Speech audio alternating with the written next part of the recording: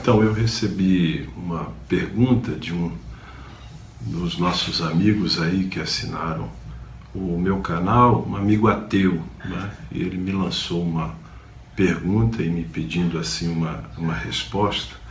Eu vou ler aqui a pergunta que ele me fez. Eu não sei o nome dele, por isso que eu estou tratando como meu amigo. Eu espero e creio que ele está sendo bem intencionado na sua pergunta, porque ele pergunta da seguinte maneira, ele diz assim: pastor, eu era crente, virei ateu. Bom, já né, no início da pergunta, você já demonstra que o homem nasce com algum anseio pelo que é sobrenatural, pelo que é religioso. Parece que há uma semente dentro do coração de todo homem que o leva a crer em alguma coisa. Então, os pais da igreja, inclusive, já identificaram isso há muito tempo atrás. Todo homem tem uma semente de eternidade que o leva naturalmente a procurar aquilo pelo qual ele não pode também explicar, o sobrenatural.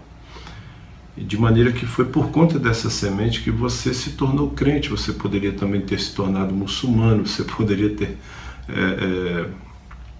sido participante ou participado de qualquer outra religiosidade por conta dessa semente que você nem precisou se dar conta de que ela existia, porque ela já estava embutida dentro da sua alma. É por isso que você era crente e virou ateu, tá certo? Mas não se esqueça, antes você já havia refletido que havia uma semente e algum anseio dentro de você por uma religiosidade. Depois você virou ateu, porque na verdade ninguém vira na infância, normalmente não se vira ateu na infância por conta dessa semente de espiritualidade. Depois que a gente cresce e amadurece um pouquinho, talvez muitos até se tornam ateus, não só pela questão da racionalidade, mas alguns também se tornam ateu pela desilusão, por um fato desagradável, né? No seu caso, você virou ateu porque você descobriu que tudo isso era mentira. Bom, mas na pergunta aqui você não diz de que maneira você descobriu. Qual foi o processo que você usou para fazer essa descoberta, na qual você fundamentou e se conscientizou, se tornou convicto de que o que você havia aprendido antes era uma mentira. Eu gostaria até que você explicasse melhor, se fundamentasse melhor, né? Você procurou o quê? Provas científicas, né, para se valer de suas convicções em relação ao ateísmo? Como foi esse processo? De que maneira você descobriu que tudo era mentira, né? Você conseguiu provar? De que forma? Por gentileza, me explique melhor esse ponto. Eu creio não ter entendido muito bem. Porque para uma pessoa acreditar na verdade ou na mentira, ela tem que ter algum fundamento, algum alicerce, né, que a fez se posicionar dessa maneira. E ele conclui aqui, ele diz o seguinte: a Bíblia foi uma invenção do homem. Certamente ele fez uma pesquisa, consultou alguns livros. O meu amigo ateu, ele chegou à seguinte conclusão: que a Bíblia é uma invenção do homem, ou seja, que a Bíblia é um livro cuja origem pertence a algum homem ou alguma sociedade ou a um grupo de pessoas que se assentaram para forjar a Bíblia, visto que a Bíblia é, na verdade, uma biblioteca. São 66 livros, são praticamente 40 autores. Então a sua ideia talvez seja de que esses homens, eles comungaram de um mesmo ideal, vamos escrever a Bíblia. Não é? Só que a gente sabe que a Bíblia levou um lastro de tempo de 1.600 anos para ser escrito. Então, a maioria desses escritores, eles não se conheceram e eles viveram em épocas diferentes. A grande maioria, né? Por exemplo, Moisés, que escreveu o Pentateuco, não conheceu, né, Paulo, não conheceu Lucas, não conheceu João no Novo Testamento, né? Então, para você chegar a essa conclusão de que foi invenção do homem, você também teria que acreditar que, de alguma maneira, esses 40 escritores inventaram essas histórias e essas verdades, esses postulados, e eles conseguiram, embora não se conhecessem, eles conseguiram produzir um livro sem discrepâncias históricas, não é? Um livro sem anacronismos, um livro que nunca conseguiu ser desbancado pelas descobertas científicas. Esses 40 conseguiram, embora tivessem vivido em períodos históricos distintos, eles conseguiram forjar um livro que é, na verdade, uma biblioteca falando a respeito de Deus, da espiritualidade. Mesmo que eles não tivessem se conhecido, você está afirmando aqui que a produção literária da Bíblia é uma invencionice humana, apesar de tudo isso que eu acabei de falar, né?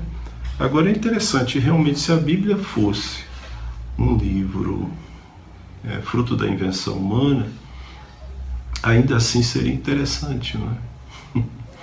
Ainda assim seria interessante, porque, veja bem, a Bíblia é o livro mais vendido no mundo. Todos os anos é um best-seller, traduzido em diversas línguas, né? Para muitos, a Bíblia é um livro de uma literatura extraordinária, né? Então, uma invenção belíssima, né? Você há de convir, meu amigo ateu, que a Bíblia é um livro extraordinário, né? E assim, um livro tão extraordinário que ninguém nunca conseguiu desmentir cientificamente a Bíblia. Uma coisa é a suspeição, a outra coisa é a prova, né? E é interessante até porque esses escritores, eles viveram em épocas diferentes, mas a Bíblia conta uma história que a ciência histórica, não é, percebe e discerne pelas descobertas científicas que os historiadores sempre se amparam. Eles percebem que a história que a Bíblia conta, a grosso modo, sobre os povos, civilizações, né, culturas, períodos históricos, impérios que se sucedem, impérios, e os historiadores sabem que a história como descoberta científica anda, a grosso modo, paralelamente com a história contada pela própria Bíblia. Então, esses 40 escritores que não se conheceram conseguiram montar um livro histórico, porque a Bíblia é 70% história, numa sequência certa, sem equívocos, né? E também arqueólogos fazem descobertas de cidade, de lugares, e se fundamentam, inclusive, nas escrituras sagradas, cuja fidelidade, a fidelidade demográfica, a fidelidade étnica, a fidelidade linguística é algo real, inclusive comprovada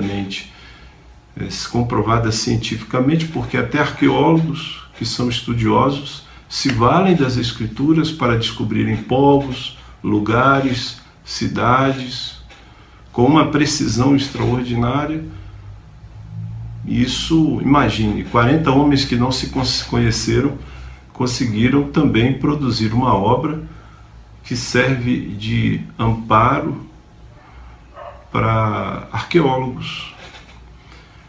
Então, veja bem, se a Bíblia fosse meramente um livro humano,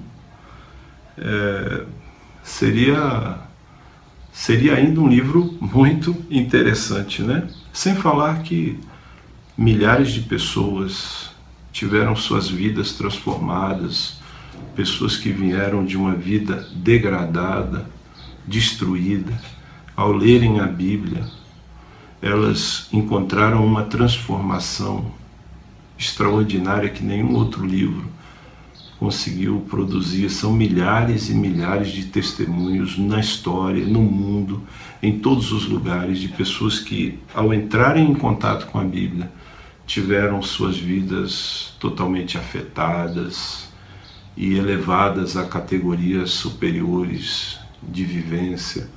Muitos deixaram as drogas, muitos abandonaram práticas terríveis, muitos homicidas se arrependeram. Então há um benefício à humanidade que esse livro tem gerado, que deveria fazer você, meu amigo ateu, refletir muito no seu posicionamento, para que você não se precipite, né, em se posicionar a favor do ateísmo e contra as Escrituras, sobretudo, que é o que você fala aqui, né? Você deveria refletir muito por conta de tudo isso que eu te falo como amigo, tá certo? Para você pensar, porque é muito fácil se declarar qualquer coisa, mas onde estão os fundamentos? Isso precisa ser amparado por alicerces, e eu espero que você pelo menos reflita, tá bom?